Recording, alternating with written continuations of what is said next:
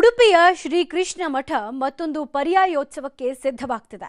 ಶಿರೂರು ಮಠದ ಶ್ರೀ ವೇದವರ್ಧನ ತೀರ್ಥರು ಅತ್ಯಂತ ಎಳೆಯ ಪ್ರಾಯದಲ್ಲಿ ಸರ್ವಜ್ಞ ಪೀಠಾರೋಹಣ ಮಾಡಲಿದ್ದಾರೆ.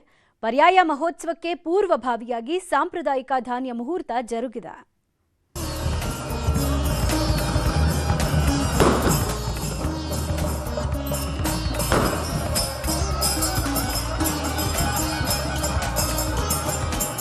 ಉಡುಪಿಯ ಕೃಷ್ಣದೇವರನ್ನ ಅನ್ನ ಬ್ರಹ್ಮ ಎಂದು ಕರೆಯುತ್ತಾರೆ. ಇಲ್ಲಿ ಕೃಷ್ಣದೇವರಿಗೆ ಪ್ರತಿದಿನ ಷೋಡಶೋಪಚಾರ ಪೂಜೆಯೊಂದಿಗೆ 16 ಬಗೆಯ ಖಾದ್ಯಗಳ ನೈವೇದ್ಯ ನಡೆದ್ರೆ, ಮತ್ತೊಂದೆಡೆ ಭಕ್ತರಿಗೆ ದೇವರ ನೈವೇದ್ಯ ಅನ್ನ ಪ್ರಸಾದದ ರೂಪದಲ್ಲಿ ವಿತರಣೆಯಾಗುತ್ತದೆ.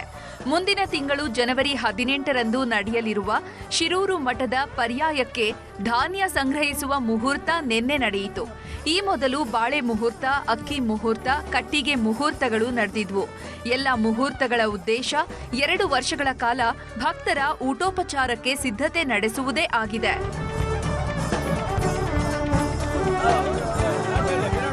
ಪ್ರಥಮ ಪರ್ಯಾಯ ಜನವರಿ 18ನೇ ತಾರೀಕು 2026ರಿಂದ 2028 ಜನವರಿ 18ರವರೆಗೆ ನಡೀಲಿಕ್ಕೆ ಉಂಟು.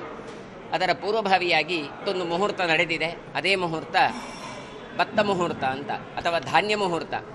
ಮೊದಲಿನ ಮುಹೂರ್ತ ಬಂದದ್ದೇ ಬಾಳೆ ಮುಹೂರ್ತ, 2ನೇದು ಕಟ್ಟಿಗೆ ಮುಹೂರ್ತ, 3ನೇದು ಅಕ್ಕಿ ಮುಹೂರ್ತ, 2ನೇದು, 3ನೇದು ಕಟ್ಟಿಗೆ ಮುಹೂರ್ತ, 4ನೇದು ಬಂದದ್ದು ಈ ಧಾನ್ಯ ಮುಹೂರ್ತ. ಶಿರೂರು ಮಠದಲ್ಲಿ ಆ ಸಂಗ್ರಹ ಮಾಡಿದಂಥ ಯಾವ ಭತ್ತ ಉಂಟು ಅದನ್ನು ಮುಡಿಯಾಗಿ ಮಾಡಿ, ಅದನ್ನು ಅಲಂಕಾರ ಮಾಡಿ, ಅದನ್ನೆಲ್ಲ ದೇವತಾ ಪ್ರಾರ್ಥನೆ ಪುರಸ್ಸರವಾಗಿ ಕೃಷ್ಣ ಮಠದ ಬಡಗು ಮಾಳಿಗೆಯಲ್ಲಿ ಅದನ್ನು ತಂದು ಇಡಲಾಗಿದೆ. ಧಾನ್ಯ ಮುಹೂರ್ತದ ಪ್ರಯುಕ್ತ ನಿನ್ನೆ ವಿವಿಧ ಧಾರ್ಮಿಕ ಕಾರ್ಯಕ್ರಮಗಳು ನಡೆದವು. ಶ್ರೀಕೃಷ್ಣ ದೇವರು, ಅನಂತೇಶ್ವರ, ಚಂದ್ರಮೌಳೇಶ್ವರ ದೇವರ ದರ್ಶನದ ಬಳಿಕ ನೂರಾರು ಭಕ್ತರು ತಲೆಯ ಮೇಲೆ ಅಕ್ಕಿಯ ಮುಡಿಯನ್ನ ಹೊತ್ತು ನಡೆದ್ರು. ಧಾನ್ಯವನ್ನ ಸಂಗ್ರಹಿಸುವ ಪ್ರತಿರೂಪದಂತೆ ಈ ಅಕ್ಕಿ ಮುಡಿಯ ಮೆರವಣಿಗೆ ಅಷ್ಟಮಠಗಳ ರಥಬೀದಿಯಲ್ಲಿ ಜರುಗಿತು.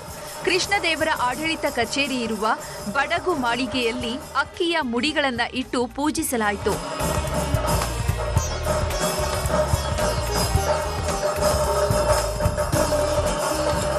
ಕಟ್ಟಿಗೆಗಳನ್ನ ಸಾಂಪ್ರದಾಯಿಕವಾಗಿ ಜೋಡಿಸಿ ರಥ ನಿರ್ಮಿಸುವುದು ಉಡುಪಿಯ ಸಂಪ್ರದಾಯ. ಈ ರೀತಿ ನಿರ್ಮಿಸಲಾದ ಕಟ್ಟಿಗೆ ರಥಕ್ಕೆ ನಿನ್ನೆ ಶಿಖರ ಪ್ರತಿಷ್ಠೆ ನಡೆಯಿತು.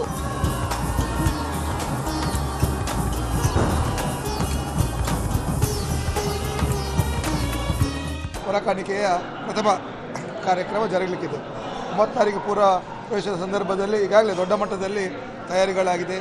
ನಮ್ಮ ಕಡಿಯಲ್ಲಿ ಭಾಗದಿಂದ, ಏಕೆಂದರೆ ಬೇರೆಲ್ಲ ಪೂರ್ವ ಪ್ರವೇಶಗಳಾಗುತ್ತಿರುವುದು ನಮ್ಮ ಜೋಡುಕಟ್ಟೆ ಕಿನಿಮುಲ್ಕಿ ಮೂಲಕ. ಆದರೆ ವಿಶೇಷವಾಗಿ ಪರ್ಯಾಯ ಶಿರೂರು ಮಠದ ಪೂರ್ವ ಪ್ರವೇಶವು ಆ ಭಾಗದಿಂದ ಆಗಲಿಕ್ಕೆ ಹೋಗಿ ಅಲ್ಲಿ ಕೂಡ ಒಳ್ಳೆ ರೀತಿಯ ತಯಾರಿಗಳಾಗಿದೆ. 9 ತಾರೀಕಿಗೆ 3:45ಗೆ ಸರಿಯಾಗಿ ಕಡಿಯಲ್ಲಿ ಕುಂಜಿಬೆಟ್ಟಿನಿಂದ ಆ ಪೂರ್ವ ಪ್ರವೇಶದ ಮೆರವಣಿಗೆ ಪ್ರಾರಂಭಗೊಂಡು ನಂತರ ಶ್ರೀ ಕೃಷ್ಣ ಮಠ ರಥಬೀದಿಯಲ್ಲಿ ಅವರಿಗೆ ಉಡುಪಿಯ ನಗರಸಭೆ ವತಿಯಿಂದ ಒಂದು ಪೌರ ಸನ್ಮಾನ ಕಾರ್ಯಕ್ರಮ ಕೂಡ ಜರುಗಲಿದೆ. ಶಿರೂರು ಶ್ರೀ ಲಕ್ಷ್ಮೀವರ ತೀರ್ಥರ ಅನಿರೀಕ್ಷಿತ ಸಾವಿನ ನಂತರ ಮಠಕ್ಕೆ ಪೀಠಾಧಿಕಾರಿಯಾಗಿರುವಂತಹ ಶ್ರೀ ವೇದವರ್ಧನ ತೀರ್ಥರು ತಮ್ಮ ಅತ್ಯಂತ ಎಳೆಯ ಪ್ರಾಯದಲ್ಲಿ ಸರ್ವಜ್ಞ ಪೀಠಾರೋಹಣ ಮಾಡುತ್ತಿರುವುದು ವಿಶೇಷವೆನಿಸಿದೆ.